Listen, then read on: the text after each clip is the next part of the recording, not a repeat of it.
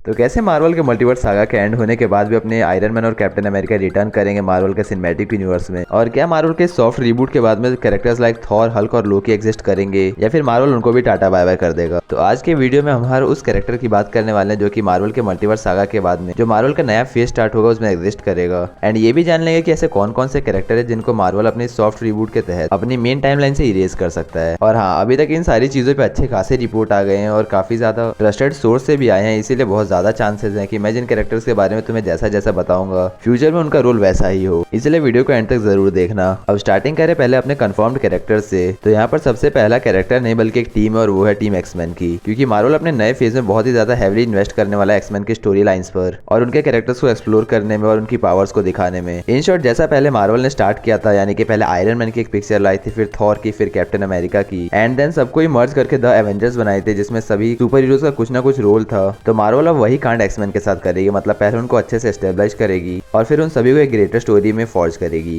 लेकिन हाँ, यहाँ पर एक बुरी न्यूज भी है, क्योंकि एक रिपोर्ट के अकॉर्डिंग यहाँ पर मार्वल डेडपुल को उतना ज्यादा हैवीली कंसीडर नहीं कर रहे हैं। मतलब कि मार्वल के इस नए फेस में डेडपुल का उतना कोई बड़ा मेजर रोल नहीं होने वाला। इवन जो हमें वोल्वरीन भी दिखेगा नया वाला, वो भी अपने ह्यूज जैकमैन का नहीं होगा, बल्कि ये किसी नए एक्टर को उनकी जगह पर लाया जाएगा। देन इसके बाद कुछ नए अदर एक्समैन की भी बात कर ले, जैसे कि जीन ग्रे हो गई, प्रोफेसर एक्स हो गया, मैग्नेटो हो गया। तो इन सब के लिए भी मार्वल ने कुछ प्लान्स बनाए और उसके अकॉर्डिंग ये लोग एक नए एक्टर को कास्ट करेंगे, खास करके ऐसे एक्टर को जिसे अभी उतना ज्यादा रिकॉग्नाइज नहीं किया गया और जिसको साइन करने में बहुत कम पैसे लगे। और अगर तुम्हें पता नहीं तो बता दो कि जब मार्वल की स्टार्टिंग हुई थी तब भी उसने वही काम किया था, क्योंकि तब ना तो आरडीजे उतने ज्यादा फेमस थे और ना ही क्रिस हेम्सवर्थ, जिससे मार्वल का बजट बहुत ज्यादा लिमिटेड हो जाता था और उन्हें ज्यादा पैसा खर्चने की जरूरत नहीं पड़ती थी। दूसरा कैरेक्टर है स्पाइडरमैन का, और ये बात मैं पूरी कंफर्मेशन के साथ कह सकता हूँ कि टॉम हॉलैंड का स्पाइडरमैन हमें काफी ज्यादा लंबे समय तक मार्वल में दिखेगा, क्योंकि मार्वल ने बहुत ज्यादा समय पहले ही कंफर्म कर दिया कि ब्रांड न्यू डे के साथ ही उनकी एक नई ट्रिलॉजी स्टार्ट हो रही है। सो ब्रांड न्यू डे को मिला भी दे तब भी अभी टॉम हॉलैंड के स्पाइडरमैन की 3 मूवीज आने वाली है, which makes him one of the confirmed characters of Marvels new phase. तीसरा कैरेक्टर है घोस्ट राइडर, जिसके लिए अगेन मार्वल नए नए एक्टर्स को ढूंढ रहा है और कास्ट करने का ट्राई कर रहा है। चौथा कैरेक्टर है ब्लैक पैंथर, एंड यहाँ पर 2 पॉसिबिलिटी हो सकती है, यानी कि मार्वल अपने सूरी वाले ब्लैक पैंथर को लेके आगे बढ़ना चाहे तो वो भी कर सकता है, या फिर वकांडा फॉरएवर के एंडिंग में हमें जो टीचाला का बेटा दिखाया गया था, हो सकता है कि मल्टीवर्स सागा के एंड होने तक में वो काफी बड़ा हो गया और वो नया ब्लैक पैंथर बने। अगले 2 कैरेक्टर्स है आयरन मैन और कैप्टन अमेरिका, लेकिन ज्यादा खुश होने की जरूरत नहीं है, क्योंकि ये ना अपने आरडीजे वाला आयरन मैन होने वाला है, ना ही अपने क्रिस एवंस वाला कैप्टन अमेरिका। पर हाँ, थोड़ा खुश हो सकते हैं क्योंकि अपना सैम विल्सन वाला भी कैप्टन अमेरिका नहीं होने वाला। ओवरऑल मैं ये कहना चाहता हूँ कि मार्वल इस बार क्या करेगा कि फिर से 2 नए एक्टर्स को कास्ट करने वाला है इन दोनों के कैरेक्टर्स को प्ले करने के लिए, और अपने आखिरी के कुछ कंफर्म्ड कैरेक्टर्स है थॉर, डॉक्टर स्ट्रेंज और हल्क, जिनके लिए मार्वल के पास अभी फ्यूचर के कुछ प्लान्स रेडी हैं। तो हाँ, एटलीस्ट कुछ अच्छी चीजें जरूर है जो कि मार्वल के मल्टीवर्स सागा के बाद भी एग्जिस्ट करने वाली है। अब कुछ ऐसे कैरेक्टर्स की बात कर लेते हैं जो कि हो सकता है कि मल्टीवर्स सागा के बाद से मार्वल की मेन टाइमलाइन से इरेज हो जाए, और यहाँ पर पहला कैरेक्टर है वांडा, जिसको आई पर्सनली थिंक कि अगर वो लोग एलिजाबेथ ओल्सन को वापस ला भी रहे हैं तो सिर्फ उसको वो लोग एवेंजर्स डूम्सडे और सीक्रेट वॉर्स तक यूज करने के लिए ला रहे हैं। अगला कैरेक्टर लोकी हो सकता है, क्योंकि अब अगर तुम देखोगे तो मार्वल ने उसे काफी ज्यादा यूज कर लिया और उसको जितनी स्टोरी उससे थ्रू बनाई जा सकती थी उतना बना लिया ऑलरेडी। इवन पावर लेवल्स की भी बात करें तो मुझे नहीं लगता कि अब मार्वल इससे ज्यादा और उसे पावर लेवल्स दे सकता है और उसको इससे ज्यादा पावरफुल दिखा सकता है। लेकिन हाँ, मार्वल अपने सॉफ्ट रिबूट के बाद में एक काम जरूर करने वाला, और वो है कि जितने भी नल्ले कैरेक्टर्स हैं जैसे कि she Hulk and most of the young Avengers, उसमें से सांची को हटा देना, उन्हें मार्वल किसी न किसी वे में अपने नए सागा से इरेज कर देगा। और हाँ, मैं तुम्हें एक बात बताना भूल गया कि अपने नए वाले फेज में बहुत ज्यादा हाई चांसेस है कि हमें characters like moon night, fantastic four and Inhumans की स्टोरी को दिखाया जाए। अब तुम मुझे कमेंट्स में बताओ कि तुम ऐसे कौन कौन से कैरेक्टर्स को मार्वल के नए फेज में देखना चाहते हो, और ऐसे कौन से कैरेक्टर्स है जिनको तुम डिलीट करना चाहते हो। लोकी वर्सेस डॉक्टर डूम देखने के लिए तुम चैनल पे जाकर उसको देख सकते हो। नेक्स्ट वीडियो के लिए कोई टॉपिक हो तो उसे भी कमेंट कर देना, और हाँ, वीडियो अच्छी लगी हुई तो लाइक और सब्सक्राइब करने में भी कंजूसी मत करना। बाय।